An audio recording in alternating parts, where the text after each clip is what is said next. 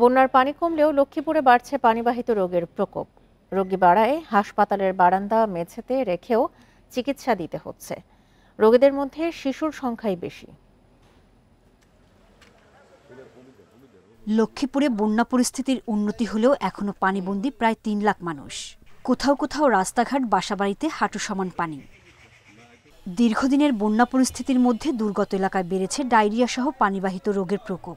লক্ষ্মীপুর সদর হাসপাতালে দৈনিক গড়ে ভর্তি হচ্ছে ৮০ থেকে ৯০ শিশু রোগী। বেডে জায়গা না হয় হাসপাতালের বারান্দা মেঝেতে চিকিৎসা দেওয়া হচ্ছে অনেককে। পরিবেশ এতটাই খারাপ অবস্থা, রোগীরা ঠিকমতো বেড পাচ্ছে না, নিচে এখানে সেখানে ফ্লোরে শুয়ে আছে। কলেরা, আমশা বিভিন্ন রোগে আক্রান্ত হয়ে গেছে।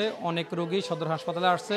এখানে কোনো বিন্দু পরিমাণ জায়গা খালি নেই। ডাক্তার এখানে কম, আর আপনার বিশেষ করে ইমার্জেন্সি রোগীদের জন্য টলিও কম।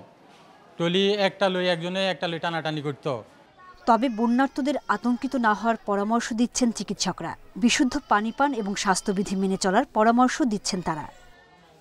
আমি আশ্বস্ত করতে যাই, কেউ আতঙ্কিত হবেন না। আমরা আমাদের সরকারি হাসপাতালে আমাদের যে ডাক্তাররা আছেন, নার্সরা আছেন, আমরা যথাসাধ্য চেষ্টা করছি যে তাদেরকে সুচিকিৎসা দেওয়ার জন্য। এবং ডায়রিয়া যেহেতু পানিবাহিত রোগ, সেহেতু সকলের কাছে অনুরোধ যে সবাই যাতে বিশুদ্ধ পানি পান করে। কেবল সদর হাসপাতাল নয়, কমলনগর, রামগতি, রায়পুর ও রামগঞ্জ উপজেলা স্বাস্থ্য কমপ্লেক্সেও বেড়েছে রোগীর সংখ্যা।